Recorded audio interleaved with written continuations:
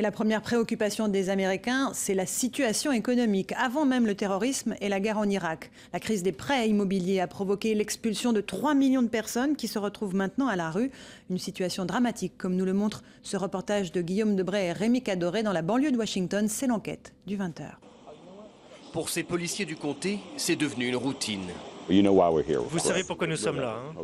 Bon, vous devez partir maintenant. Vous pouvez encore rassembler vos affaires, mais à partir de maintenant, cette maison ne vous appartient plus. D'accord? Endettée, victime d'un banquier peu scrupuleux, cette femme ne peut plus rembourser son emprunt immobilier.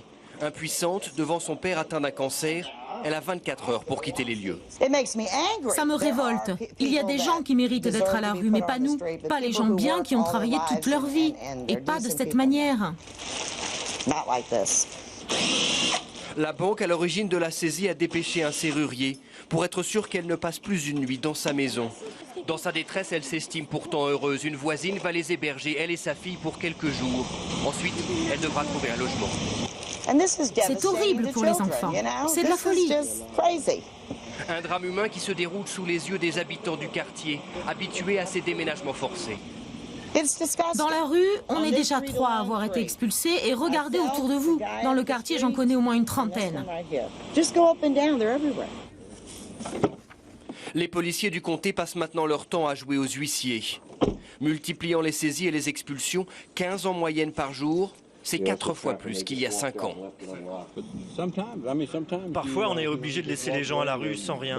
Ce n'est pas notre métier, et ça pourrait nous arriver également. Sheriff's office, anyone here? Car cette crise touche maintenant toutes les classes sociales et quand leur dette est trop élevée, certains mauvais payeurs préfèrent même abandonner leur maison. La maison ira au plus offrant. En Virginie, la loi oblige les biens saisis à être mis aux enchères, mais depuis quelques mois devant le tribunal, les acheteurs ne viennent plus. Une place déserte, signe des temps et de la profondeur de la crise.